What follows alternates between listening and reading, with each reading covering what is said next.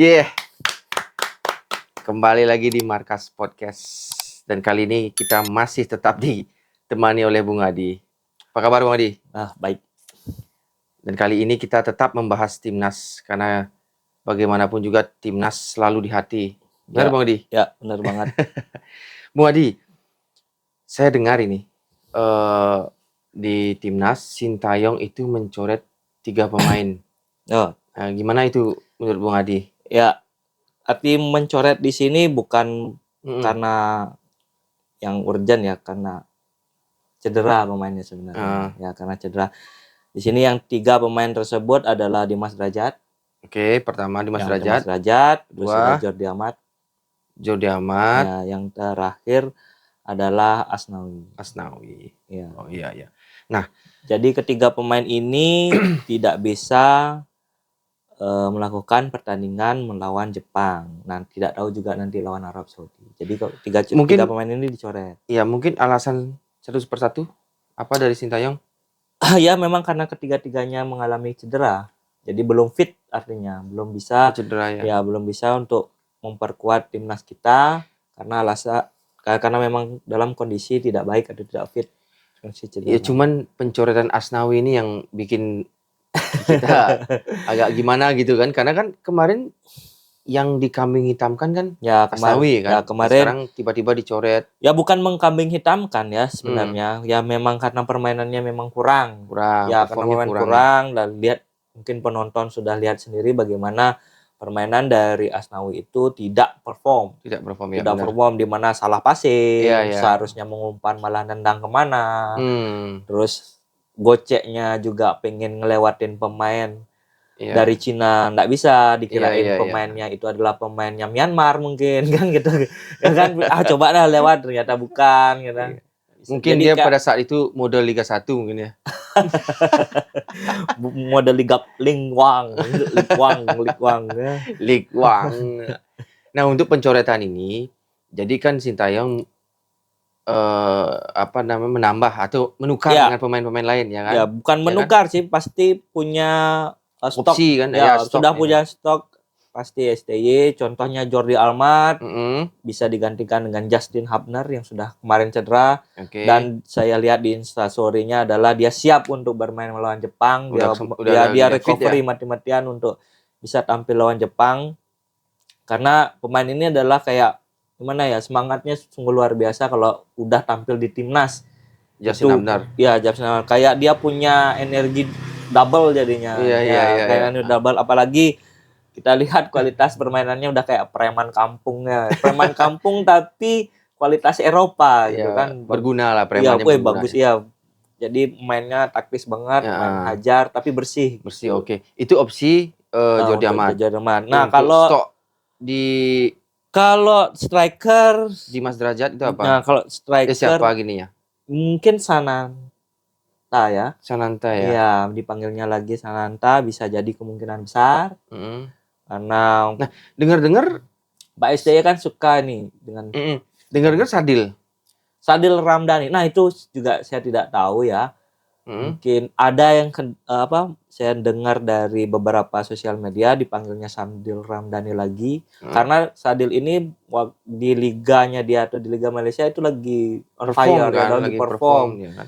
Jadi waktu ini juga dapat cetak gol kan. Jadi permainannya lagi bagus. Ada kemungkinan juga. Ada kemungkinan untuk dipanggil. Tapi kalau saya Sananta sih. Kecuali kalau dia cedera ya. Saya lihat di kemarin waktu lawan Madura dia ada tampil bagus di Liga 1 lawan Madura United ya. Kemarin apalagi memberikan assist kepada pemain mudanya kita di Liga Indonesianya. Terus kalau pengganti Asnawi, nah ini saya belum tahu ya, apakah kembalinya lagi Ferrari mungkin? Ya, bisa saja. Atau lagi manggil pemain baru, kita kan nggak tahu. Opsi ini kan masih beberapa minggu lagi, jadi kita dengar, nanti kita lihatlah info-info selanjutnya. Ya, update terbaru lagi. Jadi kemungkinan yang sudah pasti adalah 3 pemain ini dicoret, yaitu Jordi Amat, Asnawi, dan Dimas Derajat. Oke. Kalau misalkan ini di apa namanya, bek kita yang cedera apa, Jordi Amat. Jordi Amat itu ada peluang dong, si Elkan Bagot. Nah, itu gimana itu cerita sih? Udah lama kita nggak dengar Elkan Bagot ya, karena sejak konflik dengan Sintayong di Piala Asia, ya kan, di Piala Asia, waktu babak playoff mau ke Olimpiade ya, itu kasusnya. Jadi pemanggilan Elkan Bagot itu tiba-tiba menolak dan tidak mau datang, ya. Jadi kemungkinan bisa saja terjadi, tapi kan Elkan Bagot sekarang lagi cedera, lagi masa pemulihan, recovery. Ya, kemarin berita terakhir yang dapat dari klub adalah masih masa pemulihan. Cuman kan kita punya long time nih. Ya. Sekitar 2 minggu lagi kan, kurang lebihnya 2 minggu lagi kita melawan Jepang. Itu kan kemungkinan fitnya itu ada. Ya, pas. Ya. Iya kan, kemungkinan fitnya ada. Mungkin misalkan minggu depan dia dipakai sama klubnya main, itu kan sudah fit ya. Nah, jadi kalau dipanggil pun oke kan? Ya, nggak masalah kan. Kita tahu cuman ini ada permasalahan internal ya antara dua orang ini. Jadi masalah antara STY dengan Elkan Bagot ini kan masih simpang siur ya. Ada isu A, isu B, isu C gitu kan. Jadi sebenarnya ini adalah mereka yang tahu, kedua pihak yang tahu apa saja. Kalau saya sih sarannya adalah ya turunkanlah ego dari keduanya, baik STY maupun Elkan Bagot. Ini kan demi timnas Indonesia ya. Jadi si Elkan turunkan egonya, ya, sebagai pemain, si Sintayong diturunkan ego sebagai pelatih. Ya. Tapi kalau secara gimana ya, secara global lah saya bilang, secara umum lebih baik ya kita Elkan Bagot lah ngalah dulu. Ya, artinya minta maaf. Nggak ada salahnya ya, sih. Tidak ada salahnya. Dan saya yakin juga pasti diterima oleh Sintayong. Iya. Ini kayaknya berarti berdua ini saling menunggu ya? Bisa jadi ya saling kan. Menunggu. Apalagi kalau ditanya misalnya pengurus PSSI kalau ditanya bagaimana Elkan Bagot dengan STY, mereka yang tahu gitu. Masih gini. Ada yang bilang opsi A, ada yang bilang B gitu. Masih kayak simpang siur. Sebenarnya kalau dari pihak PSSI atau manajemen PSSI tahu, tapi tidak mau di sounding ke gini ke publik.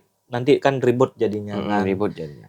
Cuman yang pasti padahal saya melihat Elkan Bagot ini adalah salah satu back penerus yang bagus ya. Kualitasnya bagus, punya postur tinggi, ya, posturnya yang bagus, tinggi. Terus menang bola atas, kita lihat dia juga pernah overlap. Terus kalau cetak gol juga cetak gol, apalagi dengan situasi corner kick tuh pasti aja dia berbahaya. Lebih ya, kalau di depan dia lebih bahaya, kalau di belakang dia lebih aman. Iya, itu dah. Apalagi dua tinggi-tinggi kan. Iya, kalau Bang Jai dengan Elkan Bagot kan jadi opsi lah, kayak kemarin misalnya Jordi Amat, Hapner itu cedera, apalagi misalnya kalau Mes cedera kan. Elkan Bagot itu salah satu opsi yang bagus. Iya. Nah, sayangnya itu dah gak ada konflik ini, jadi kabar dari Elkan Bagot kita cuma dapatnya ya dapat info abu-abu jadinya. Iya. Nah, jadi saya harap permasalahan ini cepat selesai. Ini kan demi kepentingan kita semua, khususnya timnas nasional Indonesia, tim Garuda kita. Jadi biar penonton juga biar lega lah jadinya gitu ya. Apalagi Elkan Bagot kan kualitasnya bagus lah kita bilang. Jadi punya potensi yang jauh ke depannya nanti. Jadi ya dari asumsi kita berarti ya, kalau dari saya juga asumsi bahwa mungkin harus ada yang mengalah. Harus ada yang mengalah ya. Iya. Harus turunkan ego masing-masing. Iya, turunkan ego masing-masing. Dan kalau dari segi, karena dari segi kalau STY kan kita tahu disiplin banget. Iya. Ya, siapapun melakukan pelanggaran atau melakukan indisipliner langsung dikasih panis gitu. Elkan Bagot jiwanya masih muda, umur 20-an, ya kan? Mungkin masih ada labilnya. Ya, masih emosi lah jiwa mudanya. Jadi ya sebenarnya harus ada penengah di antara mereka. Harus ada komunikasi juga. Ya sama-sama ego. Iya. Di tengahnya juga nggak bisa. Ya kan? Makanya ini harus ada yang satu mengalah nih. Ya kalau disarankan sih memang Elkan ya, karena dia Elkan. dari segi usia kan, dari segi orang kita hormat kalau kita di bangsa timur gitu, kayak kita di Indonesia, hormatilah orang tua gitu kan, yang lebih tua gitu loh. Elkan Bagot kalau bisa turunkan ego. Tapi kalau Sintayong bisa menurunkan egonya dia enggak apa-apa. Ya kan enggak apa-apa. Ini bukan demi siapa-siapa loh, ini demi Indonesia, demi timnas Indonesia. Iya benar. Kalau sampai nambah atau dipanggil lah Elkan Bagot itu, weh.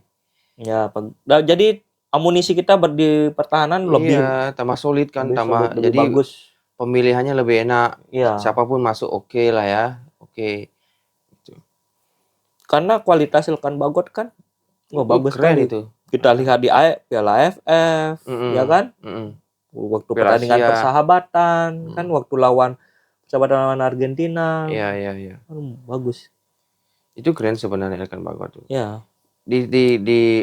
Di belakang kita akan solid, di depan dia akan menjadi. Iya, kalau dapat lagi kalau set piece gitu kan, tenang pojok, tenang bebas gitu kan. Dia punya opsi untuk nyundul bola kan, karena postur tubuhnya yang tinggi. Ya kita nggak tahu lah seperti apa. Ya mudah-mudahan cepat selesai ya. Cepat selesai masalahnya itu. Cuman kalau netizen Markas ini atau sobat-sobat Markas mungkin punya asumsi lain, bisa dikomen lah di sana nanti ya. Ya. Bisa dikomen di kolom komentar. Terserah lah apa asumsi kalian semua ya kan? Ya mungkin netizen di sini atau penonton Markas punya asumsi lain atau pendapat lain ya tentang mereka berdua ini seperti apa, bisa di komentar di komen di kolom komentar. Ya, atau punya info yang terbaru mungkin ya kan dari mereka berdua. Iya. Ini ngomongin gini lagi ngomongin Eliano nih. Eliano kemarin kan tidak ada di line up. Bahkan tidak ada di bangku cadangan. Ya. Ya kan? Kemarin Jadi untuk Jepang dan Arab ini dia tersedia apa tidak? Pasti tersedia karena kemarin saya lihat pelatih dari klubnya Eliano menyindir STY bahwa pemain seperti Eliano kenapa tidak dibawa, artinya tidak dipasang dalam stand elevennya line up-nya dan tidak ada di bangku cadangan pun tidak ada gitu loh. Iya. Ya disindir kemarin saya lihat. Disindir ya disindir sama pelatihnya.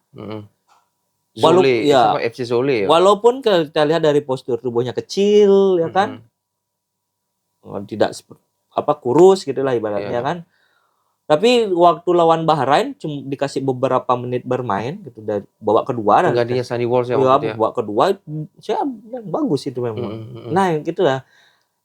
Kembali lagi STY itu masih bimbang kemarin waktu lawan Cina. Apa dia memang coba gitu, nggak tahu juga ya kan.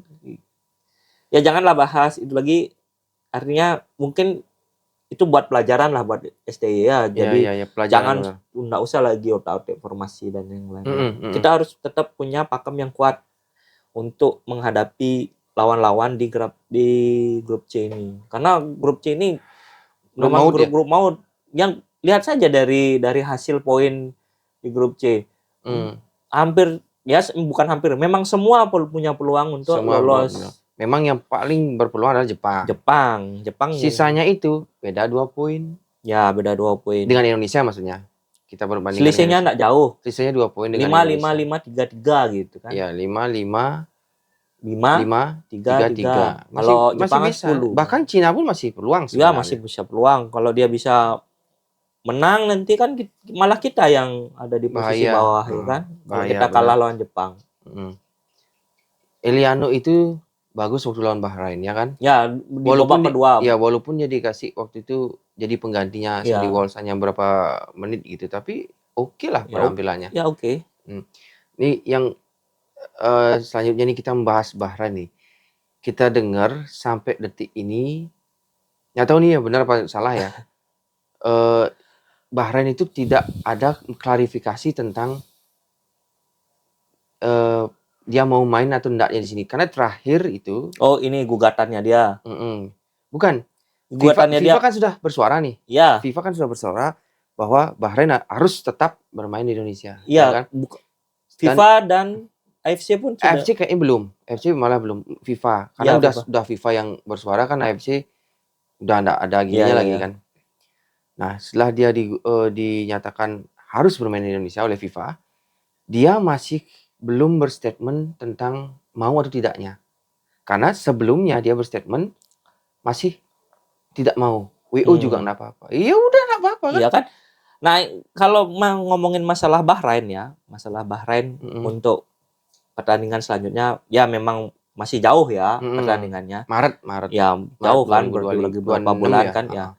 Jadi kalau 2025 sorry. Ya, jadi kalau isunya ini sampai hari ini bahwa Bahrain belum melakukan klarifikasi gitu. itu. Seandainya pun sampai di bulan waktu kita bertanding melawan Indonesia juga tidak mau bertanding melawan Indonesia, ya nggak apa-apa, ya biarin kan aja. itu masalahnya dia kan. Biarin aja. Jadi karena sudah ada keputusan dia nggak datang, ya kita menang dapat poin 3. Menang WO artinya kita menang 3-0. Ya terserah dia mau datang apa enggak. Jadi kan kelihatan jadi kan pemainnya pemain paling pengecut jadinya kan. Ya kan kayak jadinya kayak anak mami gitu kan jadinya. Ya, cuman kalau memang AFC nggak punishment pasti FIFA punishment kok. Iya, bisa jadi atau enggak dia bisa dikeluarkan dari fase grup. Ya udah biarin aja deh, terserahnya dia aja ya. Kita nggak usah lah. Malah saya berharap dia nggak datang loh. Ya benar. Jadinya kan kita stamina kita tetap jadinya terjaga, jadi nggak usah capek-capek main. Dia belum mengklarifikasi bahwa dia tidak akan datang ke sini. Ya. Itu statement dia di awal. Kami tidak mau main di Indonesia, ya kan? Itu statement itu belum diklarifikasi. Ya, nah kan ya biarin aja. Iya. Iya kan biarin aja dia. Saya berharap dia nggak datang. Iya kan biarin aja 3-0 berarti kita. Ya, berarti kan memang pengecut dia gitu. Ya kan? Itu kelihatan udah kalah sebelum bermain sudah. Ya kan? Sudah biarin aja Bahrain. Kita nggak usah ambil pusing Bahrain. Ya kan? Kita ambil pusingnya itu lawan Jepang sebenarnya. Ya kan? Jepang itu sebenarnya kalau dipasrahin ya pasrah. Iya kan? Dipasrahin lawan Jepang ya pasrah. Seandainya pun kalau Bahrain tapi kita perlu poin. Ya, gitu misalnya nih ya, seandainya kalau Bahrain itu datang ke Indonesia, kita kan siap, supporter juga siap. Pasti pasti gemeter itu dia. Gimana mentalnya terganggu ya. Riuh penonton stadion GBK tuh. Ya, saya aja merinding. Apalagi dia yang punya masalah. Dia buat masalah sendiri, terus takut sendiri. Ya emang pengecut sih sebenarnya. Makanya kalau kita dalam kompetisi seperti ini ya kita harus sportif lah bermain. Benar. Ya biar contoh nih waktu lawan Jepang, walaupun kita kalah kan, kita kalah 2-1, wasitnya bagus, ya kan nggak masalah. Ya. Kita juga mengakui keunggulan. Lawan Cina itu. Ya sering. Kita mengakui Cina lebih beruntung kan, lebih bagus kan.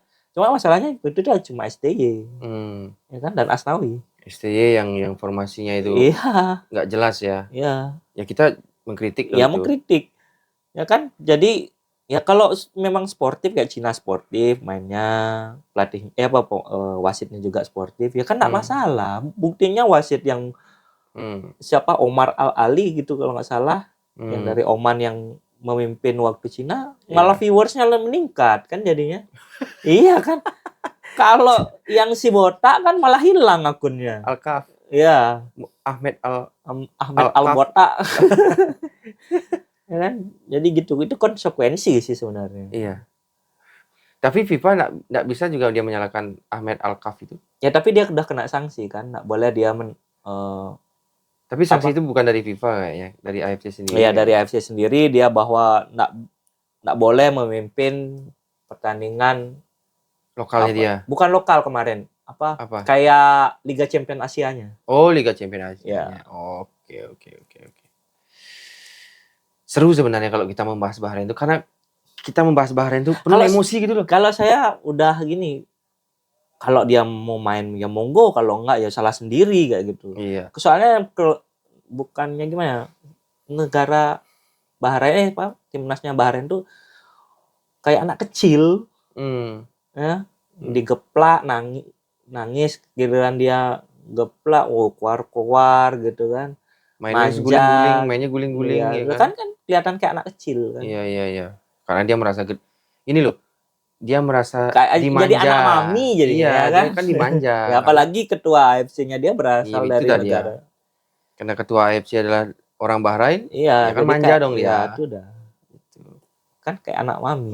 Sayang kita Indonesia nggak ada ya, orang Indonesia nggak ada di AFC. Nah, ini kok apa ya? Semoga ini nanti PSSI ke depannya adalah. Memang sih manajemen kita nggak bisa adalah yang di CEO-nya di AFC sendiri ya. dari negara kita gitu.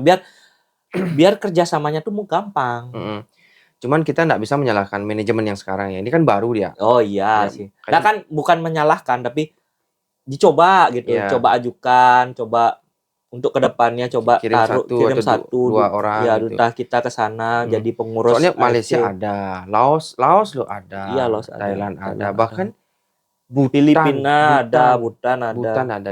Siapa yang tahu? Dan kemarin pun sebelum Bahrain kan dari Hong Kong. Ada Bhutan ini loh, kita ngomongin Bhutan sekarang di AFC ini. Ada nih salah orang Bhutan, orangnya Bhutan masuk di AFC. Padahal kita nggak tahu kan tim bolanya Bhutan itu seperti apa ya kan? Iya. Yang katanya dengar nih, kayak saya nonton di YouTube, lapangan Bhutan itu malah mereng. Karena dia pegunungan kan. Iya. Dia banyak pegunungan gitu. Daerahnya dataran tinggi. Iya, jadi lapangannya mereng kayak gini loh. Kayak pegunungan juga mereng kayak gitu. Nah, itu orangnya ada loh di AFC. Kita loh yang banyak stadion yang megah-megah. Nggak ada ya. Kita semoga kedepannya ya. Semoga kedepannya mungkin ini kritik dan saran dari kita ya. Saran sih. Kalau kritik sih nggak fair saya kita ngeritik yang manajemen sekarang ya. Karena kan baru ini. Mungkin yang kritik yang manajemen yang kemarin-kemarin itu. Ya, itu dah kan itu juga pengurus PSSI kan maupun zaman dulu sama sekarang. Ya saran untuk kedepannya ya saran bahwa adalah pengurus dari negara kita yang di sana di AFC. Jadi kan semakin mudah untuk ada lobby, semakin mudah untuk kerjasama yang lain, ya kan.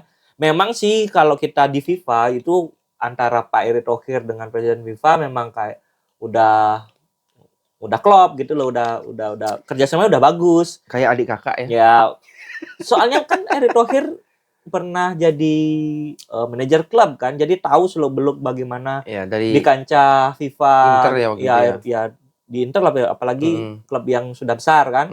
Nah, masa di AFC nggak bisa gitu loh. Ya kan, semoga pasti bisa. Tinggal mungkin ngajukan. Iya, pasti bisa. Permintaan mungkin. Nanti kalau udah pergantian pengurus, coba tahu langsung jadi ketua AFC, kan? Benar tuh. Ya kan? Pak Sinulinga nanti. Ayo Pak, maju Pak jadi AFC Pak. AFC. Iya. Oke, ini seru banget ya kalau ngomongin masalah AFC, Bahrain seru pasti seru. Karena kita penuh emosi sih memang kalau ngomongin mereka berdua. Ya karena kita kecurian poin di sana, padahal kita beda lagi 1 menit aja kita bisa menang 2-1 kan sebenarnya. Tapi dibalas menit akhir 2-2. Setelah itu dengan perpanjangan waktu dengan 90 tambah 6 jadi 99. Nah, gitu. Itu ada lagunya ternyata di dan viral seluruh dunia. Indonesia lo kreatif. Ya kan? Yang buat kayaknya orang lain, bukan orang Indonesia. Masa bukan orang Indonesia itu kan? Cuman dia trending tuh. Viral gimana enggak trending gitu. Trending dunia itu kan. Malu sih sebenarnya kalau saya jadi warga negara Bahrain sih harus malu banget itu. Terutama wasitnya. Ya, apalagi kalau dia sampai bisa lolos tuh, malu banget. Ya, dicemooh banyak kok banyak negara yang mengkritik kan ya. Kayak Irak. Kan udah tahu. Irak kan mengkritik dia. Kita lu sering mengalahkan Indonesia di Indonesia, tapi penyambutannya ya sering Irak pun lebih tinggi kualitas dari Indonesia dan kita kalah dengan Irak ya udah biasa kan. Iya, terus yang kedua Malaysia kan memang seneng kalau sama kita kan kayak kucing dan anjing atau Tom and Jerry-nya ya kan. Tapi dia kayak derby-nya gitu kan. Tapi dia kesini baik-baik aja kan. Enggak ada apa-apa. Korea Selatan lagi mengkritik. Oh iya, Korea Selatan. Jepang lagi mengkritik. Jepang nih kritikannya paling enak nih. Netizen Jepang lagi yang kritik. Iya. Iya kan? Selamat sudah datang di Asia sebenarnya gitu kan. Sepak bola Asia sebenarnya di mana kawasan Asia Timur Tengah ini menguasai segalanya ya, lah ya, dengan segalanya. segala trik. Dia sudah merasakannya berkali-kali. Coba tonton Arab Saudi lawan Bahrain. Itu Gimana itu? aduh, kayak gimana ya? Gulang-guling. Yang guling-guling siapa? Kedua-duanya itu. Dua-duanya. Iya. Mungkin Arab mungkin agak ya kalau Arab Saudi nggak selebaynya Bahrain ya mungkin ya. Ya gulang-guling sampai penontonnya bengong gitu, nonton ini apa ini. Pelanggaran dikit gitu. guling-guling gini-gini tangannya kayak kesakitan luar biasa. Ya, kayak patah kaki gitu. Padahal cuma disenggol, ditoel. Seru memang kalau kita membahas itu. Oke, pemirsa Markas, sekian dulu kita biar tidak terlalu emosi ya kita membahas itu ya. Kita redam dulu sambil minum. Kok minum dulu? Oh iya ya. Ini air apa ini ya? Itu kobokan. Ini air campur tanah udah dikocok kayak gini dah jadinya nih. Oke, sekian dulu. Kita tunggu nanti untuk pembahasan update selanjutnya mungkin yang terdekat kan lawan Jepang ya. Yang terdekat lawan Jepang, nanti kita bisa membahas line up dari kedua kesebelasan dari pihak Indonesia dan Jepang. Di situ akan seru itu. Memang sih Jepang itu memang diunggulkan, seperti memang diunggulkan 100% lah ya. Ya. Di atas kertas nih kan. Di atas kertas. Nggak tahu nanti di atas lapangan, di atas rumput kita nggak tahu ya. Cuman ya dibilang pasrah ya pasrah, dibilang enggak ya kita perlu poin. Ya. Ya kan untuk bisa menjaga tren masuk ke Piala Dunia. Ya, menjaga posisi 4 besar. Karena Bapak Erick Thohir itu dengan tegas mengatakan bahwa wajib 4 besar. Minimal 4 besar. Ya kan? Peringkat 4 lah paling jeleknya. Memang di awal mintanya Pak Erick Thohir awalnya minta di klasmen FIFA di urutan 100 besar, ya kan? Tapi kalau kita bisa 4 besar dalam grup C ini, jadi banyak pertandingan. Iya, banyak pertandingan kalau kita menang otomatis naik kan? Ya kan, daripada kita menunggu pertandingan persahabatan atau kompetisi yang lain lama jadinya. Ini jadi 4 besar ini wajib dan itu akan mendongkrak juga otomatis di klasmen FIFA, ya kan, di peringkat FIFA itu. Oke, terima kasih. Saya Tangkas. Ciao.